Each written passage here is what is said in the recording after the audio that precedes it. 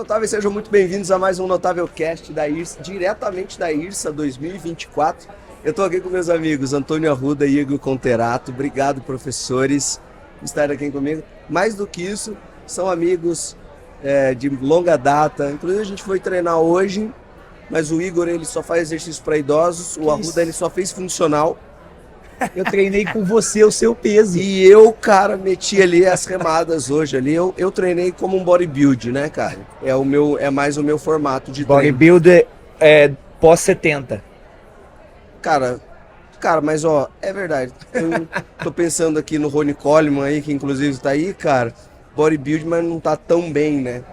Como é que vocês querem estar quando vocês chegarem, assim, com 60, 70 anos? Eu quero estar com 60 anos igual a Arruda. Já tá com 60? Não, tá com 59, falta um ano só. O Arruda, ele tá Conservado. Tá conservado. Leônidas falou assim, olha, não, o Arruda falou hoje assim, ó, o Arruda tá Mas você sabe que foi depois que diferenciado. eu comecei a treinar mais força, parece até que eu rejuvenesci mais, cara. Verdade? Sério. Então vamos E o falar de treino de treinamento de força. Deixa eu pegar esse gancho E o aqui. treino de hoje? Arruda, esse treino de hoje não foi muito. Foi um não treino foi de muito. força rápida. Mas ó, força rápida. Fala aí, ó, o que você tem feito hoje? Quantos treinos você tem feito por dia? Primeiro, qual que é a sua idade? Abre o jogo. 44 anos. 44. E o que você tem feito de treinamento semanal pra gente entender aí os resultados que você tá tendo? Porque assim, eu venho te acompanhando, né, cara, há bastante vou tempo. falar de verdade, sem brincadeira. Hoje eu entendo que a gente não faz, por mais que a gente diga musculação, a gente faz treinamento de força. Treinamento de força basicamente tem 3 manifestações. A gente tem a força bruta, pura mesmo, que é o que? A capacidade de levantar carga. A gente tem a força rápida, que é a capacidade de executar aquele gesto motor numa velocidade muito rápida. E a gente tem a resistência de força, que é conseguir sustentar aquilo ali por muito tempo. E eu entendo que a melhor combinação, não somente para uma questão funcional, mas também para resposta hipertrófica, é conseguir trabalhar essas 3 vertentes. Óbvio, não as 3 no mesmo treino, mas fazendo uma periodização organizada. Assim, E a resistência você quer dizer em relação à corrida ou não? Resistência no treinamento de força? não, a resistência no treinamento de força. Então, Legal. assim, eu treino muitas vezes 2 ou 3 semanas com alta carga, 2 ou 3 semanas diminuo a carga e faço muito mais repetições, diminuo o intervalo de recuperação. Para quê? Para a gente aumentar o estresse metabólico ali, para a gente poder ter uma quantidade de resistência de força maior. E hoje, como vocês me viram lá no treino, fazendo muito mais saltos, fazendo muito mais movimentos de ciclo, alongamento e encurtamento dentro do movimento pliométrico. Por quê? Porque isso, além de me dar uma resposta funcional de hipertrofia, hoje a gente tem alguns artigos mostrando que saltos melhoraram a hipertrofia do quadríceps numa porção distal muito mais próxima à patela, por exemplo, mas elas também me dão uma resposta funcional muito boa para praticar um esporte como corrida. Melhora a minha mobilidade dentro da luta, eu sou faixa preta de jiu-jitsu. Isso me ajuda também na movimentação do boxe, eu faço aula de boxe.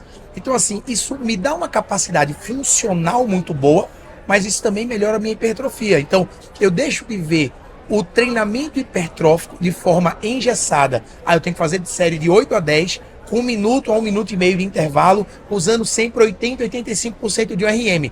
Isso é hipertrofia? Não.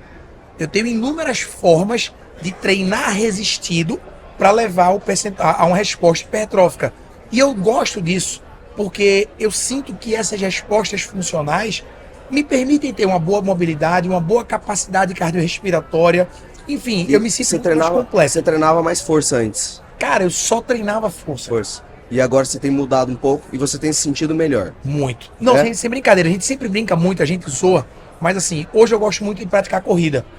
E aí quando eu fui fazer alguns testes, e esses testes assim, eram testes de desempenho mesmo, colocou eletrodo, né, na perna e tudo, a gente fez o drop jump, uma queda, um salto, a gente fez tudo.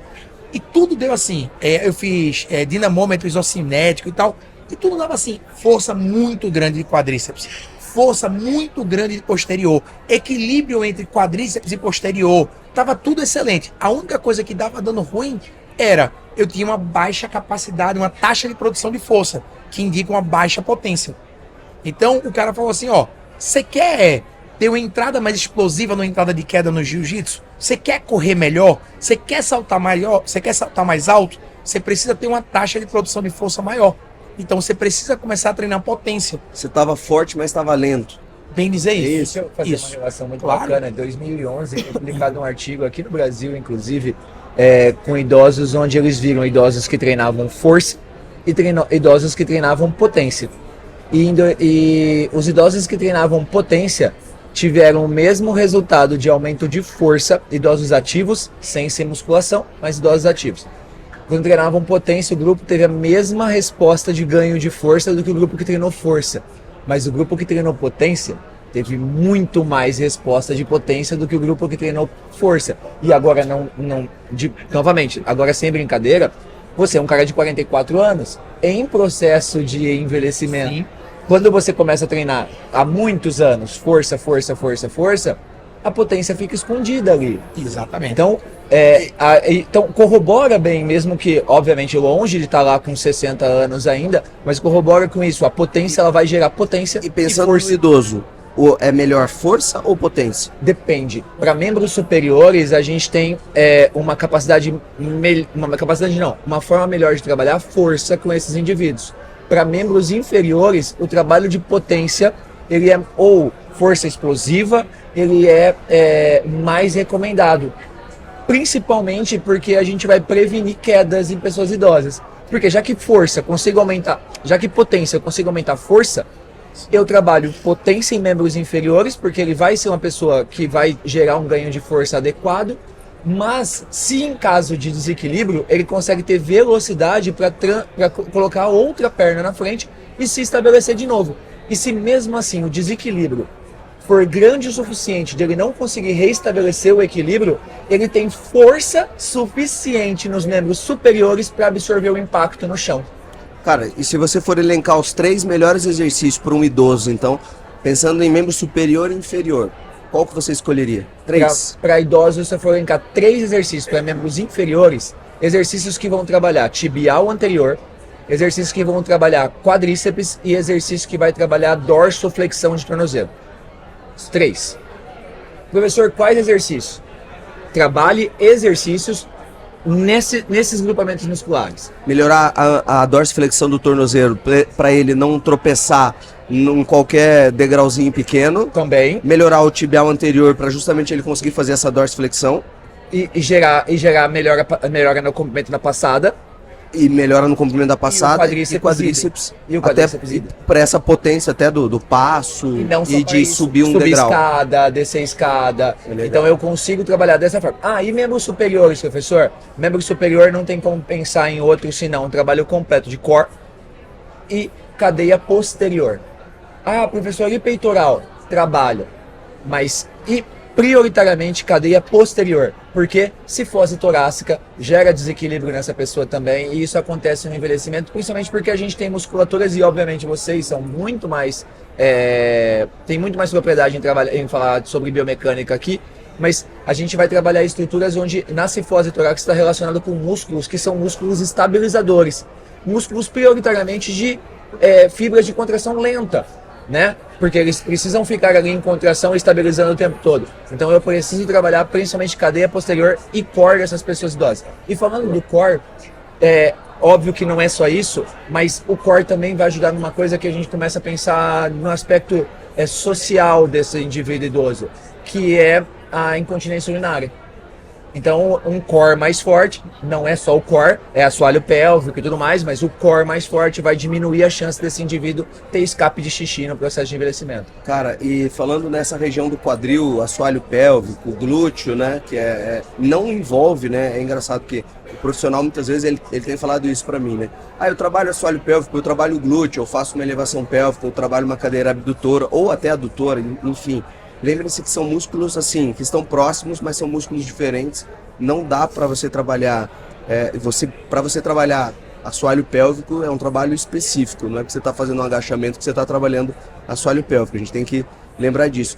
E por falar em elevação pélvica, eu quero saber disso. Elevação pélvica, meu amigo, vale a pena fazer ou não vale a pena fazer uma elevação pélvica no treinamento? Essa parece ser uma dúvida absurda, mas que tem uma resposta simples. Quando a gente pensa, olha o quanto eu estou falando hoje de funcional e de resposta hipertrófica. Quando eu penso em respostas funcionais, a gente precisa e muito fazer a elevação pélvica. A elevação pélvica, ela tem uma transferência para salto, para velocidade de corrida. Então, pessoas que treinam e precisam de velocidade, de aceleração, pessoas que precisam ter salto vertical, eles devem fazer a elevação A pélvica. elevação pélvica ele também é utilizado no jiu-jitsu? Assim, esse movimento de descolar o quadril. A gente Fica chama na guarda, né? a gente, quando a pessoa está passando nossa guarda, e a gente tem pessoas que chamam de barrigada, outros chamam de dar um upa, né? Que é o upa, que é empurrar para cima o cara. Legal, que é exatamente o momento de elevação pélvica. Totalmente. Então, assim, o cara precisa, ele não só da força, mas ele precisa também de uma potência que é para empurrar, tirar o cara ali. E detalhe, às vezes você precisa fazer para ir tirando o cara devagar 4, 5, 6, 7 vezes, muito forte, muito rápido. Então você precisa treinar com muita carga, com muita velocidade e repetidas vezes do ponto de vista funcional na técnica da luta. E do ponto de vista hipertrófico, nós temos hoje aí alguns artigos, o mais recente agora é um do Daniel Plotkin, né?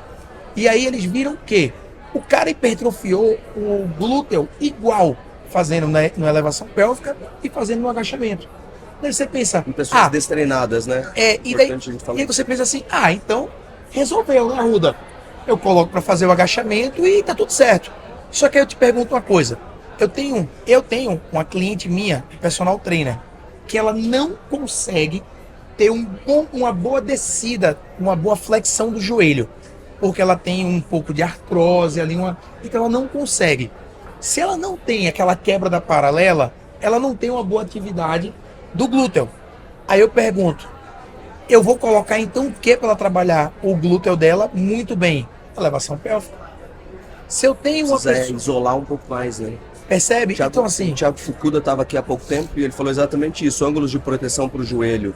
Pensando em alguém com dor anterior no joelho durante agachamento, ele falou, cara, agacha até 60 graus, não chegue nos 90. Isso. Né? Então ele falou, agacha até 60 graus é um ângulo que a gente considera de proteção para alguém que está num processo com dor anterior no joelho. Isso. E aí se você for pensar nisso, exatamente Vai encaixar perfeito. Encaixa. E aí a gente ainda pode pensar de outra forma. Hoje, a biomecânica, ela pensa muito assim, vamos trabalhar esse músculo num comprimento mais alongado e num comprimento mais encurtado. Quando é que tem o maior torque, a maior carga, a maior dificuldade da ação no agachamento? Quando eu estou no comprimento alongado. Lá embaixo. E quando é que eu tenho para elevação pélvica? Lá em cima. Lá em cima, que eu estou no Quadril comprimento, estendido. que eu estou no comprimento encurtado do glúteo. Então, se eu faço os dois, provavelmente eu tenho então uma união perfeita entre o comprimento alongado, o comprimento encurtado, para trabalhar o glúteo na sua totalidade.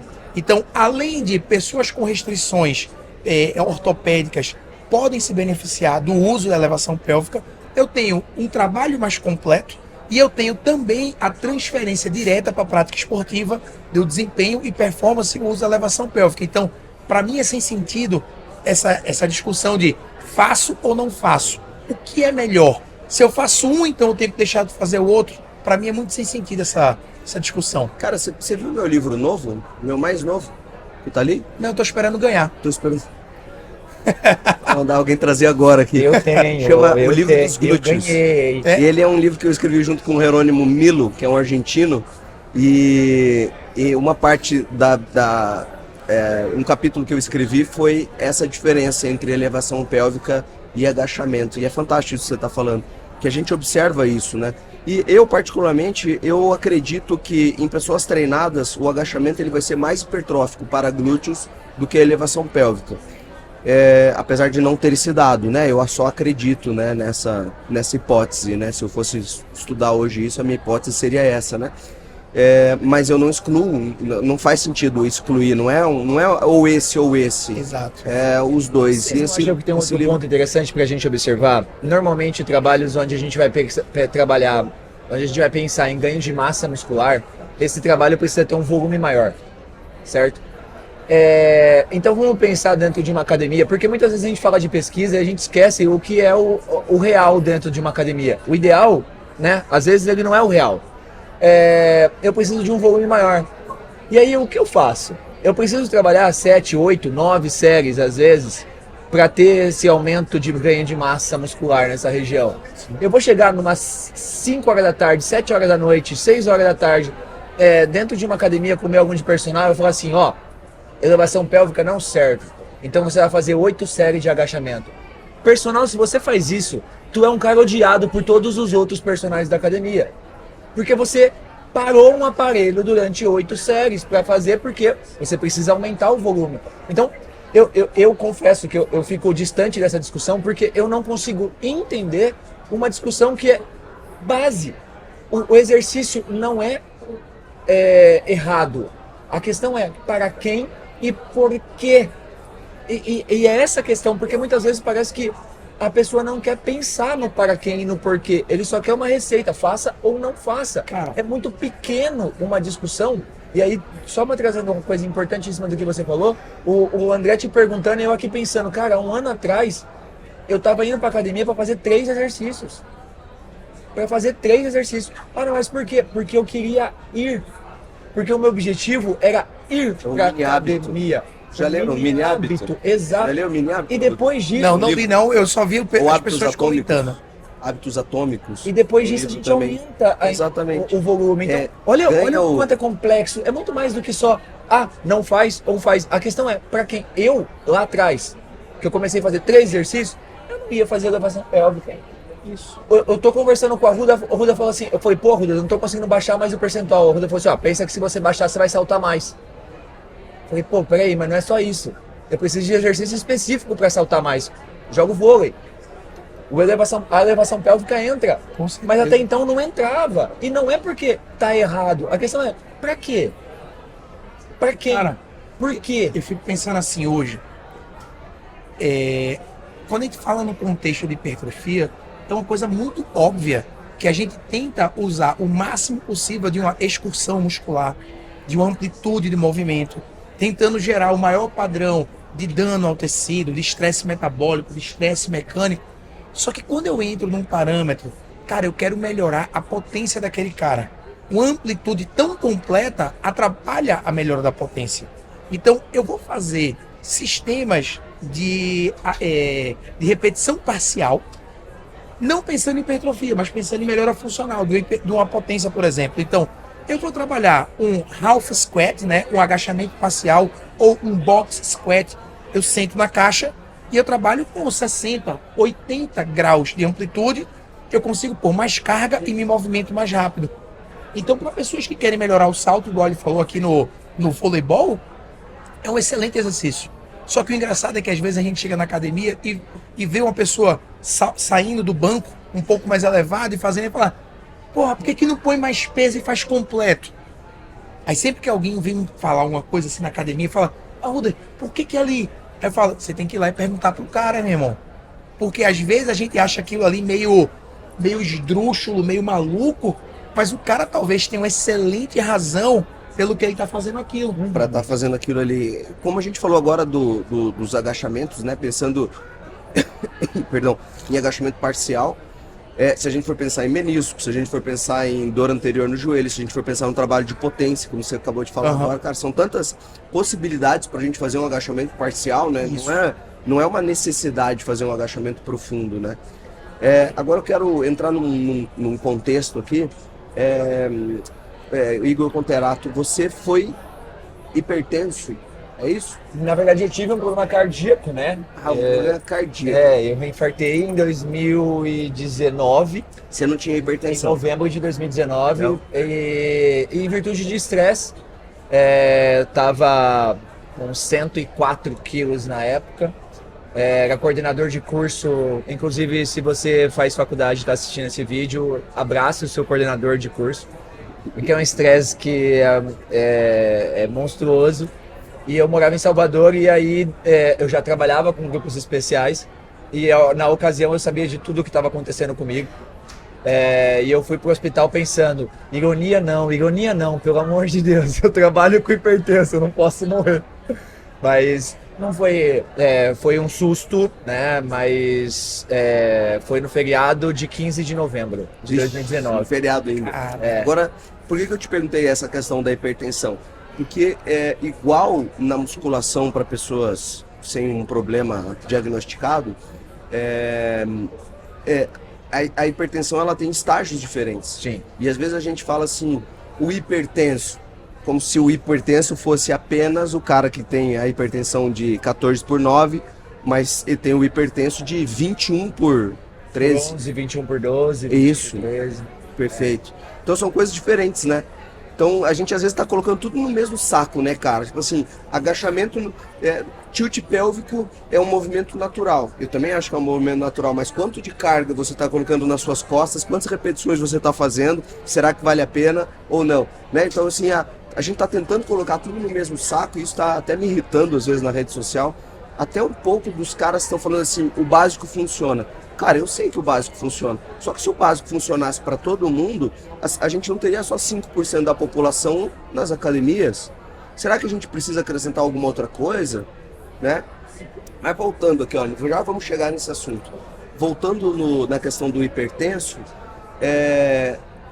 o quanto eu posso estar hipertenso para treinar? Eu acho que esse é o ponto, né? Porque assim, hipertenso pode ou não pode treinar? Qual o ponto de corte para o cara treinar? Perfeito. Qual é o ponto de corte para o cara treinar? Então, nem as próprias diretrizes, elas se entendem com relação a isso. Algumas diretrizes, elas até um tempo atrás falavam de 160 por 100.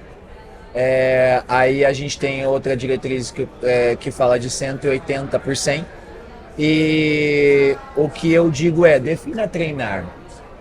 Porque, veja, eu fui para o hospital com um quadro pressórico de 17/11, sempre tive a pressão normal, e eu cheguei a 19/11.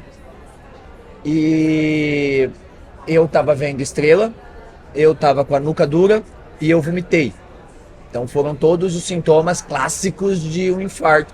E eu já comecei preparação, então eu fui pro hospital dirigindo com uma mão e com a outra mão fazendo exercício. Fazia isometria de preensão manual com um dinamômetro, enquanto eu estava dirigindo com uma mão. E eu fui para o hospital dirigindo, porque eu estava sozinho na cidade no dia. Bom, dessa forma, defina treinar. Se você chega com um cliente seu com a pressão acima de 160 por 100, eu não começaria a treinar ele se eu não tivesse outra opção que não fosse o exercício resistido. Eu não começaria a treinar ele. Eu começaria a treinar ele com exercício aeróbio ou isometria de preensão manual. De baixa intensidade? A 30% da contração máxima, da força máxima de preensão. E na caminhada? Na caminhada é o passeio na floresta, tá? Que é 3, 4 por hora, para esse indivíduo caminhar 10 minutos, senta de novo, alonga esse indivíduo sentado e depois verifica a pressão dele novamente. Então você vai usar ali 5, 10 minutinhos pós esses 10 minutos de caminhada para alongar o seu indivíduo e aí vai verificar a pressão dele de novo. Caiu abaixo de 160, volta para o treino que segue. Não caiu abaixo de 160, primeira coisa, tá? O indivíduo está medicado. Está medicado. Ah, tudo bem, então tudo que eu falei é isso aí. O indivíduo não está medicado, você não vai treinar. Manda ele embora para casa. Porque se ele não tem a capacidade de tomar o remédio, você não é obrigado a cuidar da saúde dele. Agora, nós temos artigos com japonês. Foi feito no Japão. Desculpa, mas no Japão ou na China, foi um desses dois países. Com que eles fizeram as pessoas idosas não tomarem medicamento de pressão durante 12 semanas, só utilizando dinamometria de pressão manual. A média da pressão deles era acima de 160, de todos. E eles não podiam tomar medicamento durante 12 semanas. O nosso comitê de ética no Brasil não ia passar um estudo desse nem de jeito nenhum. Mas lá aconteceu. E eles terminaram depois de 12 semanas com a pressão média de 140. Reduziu 20 milímetros em 12 semanas, só com o dinamômetro. Então, tomou remédio? Tomou dinamômetro de preensão manual ou exercício aeróbio de baixa intensidade. Por que isso não é incoerente? Porque, primeiro, quantas pessoas vão treinar com a pressão alta? Porque a minha com 17/10, 17/11, eu tava falhando já, tava morrendo. Mas a tua mãe, por exemplo, tava com a pressão acima de 160 sem nenhum sintoma. Por quê? Porque a pessoa... Minha mãe é minha mãe mesmo, tá ligado? Que minha mãe foi aluna dele lá na pós-graduação, nas nossas aulas lá da pós-graduação. Foi minha aluna, chegou com a pressão acima de 160. Assim, E aí eu fui lá e Mas ela cuidei. não tem sintoma, porque às vezes tá 19 e ela nem não tem Tem sintoma nem- também. E por que isso acontece Vai com o se idoso? acostumando, né? Não, baroreceptor. Ó, o que acontece com o idoso? Primeiro, ocorre uma diminuição da complacência da artéria, Certo. né? Porque eu começo a ter mais placas de diminuição de elastano, diminuição de colágeno e aumento de placa de cálcio na parede da artéria. Então ela fica mais calibrosa, só que menos complacente. Ela fica mais rígida. Mais rígida. Então eu não sinto tanto, porque qual é a função dos baroreceptor? A hora que tem a complacência, ele entende que tá vindo uma pressão maior ali, e aí ele fala, ô simpático, para diminui simpático. Aí o parasimpático aumenta pro simpático cair ali e diminuir essa pressão. No idoso, como ele é mais rígido, o baroreceptor já perde terminação nervosa também, ele não tem a mesma resposta. Aí ele fala, tá tranquilo. Ele não tem a sensação que a gente tem. Tanto que uma pessoa idosa, uma pessoa adulta, ela infarta e é muitas vezes fulminante. Por quê? Porque explode o vaso. O idoso não. O idoso, ele trinca, ele fura. E aí vai só pingando. Então ele não tem essa mesma explosão que a gente tem que... morte súbita, morreu. O idoso não. Então acontece de ter um infarto nesse indivíduo ou mesmo um derrame nele, já tá ali, ó. Tô sentindo uma dor de cabeça, por exemplo. Ele tá ali faz um tempo. Então essa é por isso que eles sentem menos do que as pessoas adultas. E quantos deles não treinam na academia com a pressão acima de 160 e tá lá fazendo peso e pegando muito peso e sim, tá colocando em risco. Como fazer? Infelizmente, a academia, dentro da academia, não só como personal, tem que ser treino canja de galinha, não tem jeito. É o treino que não faz mal pra ninguém. Não tem como, principalmente com grupos especiais. Exatamente, né? É um grupo de mais risco, né? Muito Assim. mais. Cara, que papo bom. A gente tá fazendo aqui uns papos, assim, jogo rápido. Quero ver, vamos treinar amanhã, né? Vamos ver o que o Arruda vai fazer amanhã na academia, né?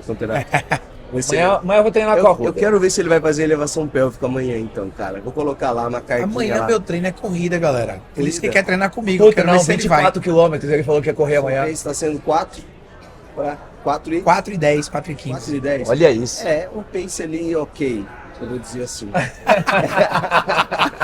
Esses dias eu corri, né? Os meninos falaram, não, mas eu te vi correndo, professor. Eu falei, cara, é que eu tava em Boston, eu só corro fora do Brasil, entendeu? E aí lá em Boston eu fiz um pace de 5 e 10. Fantástico.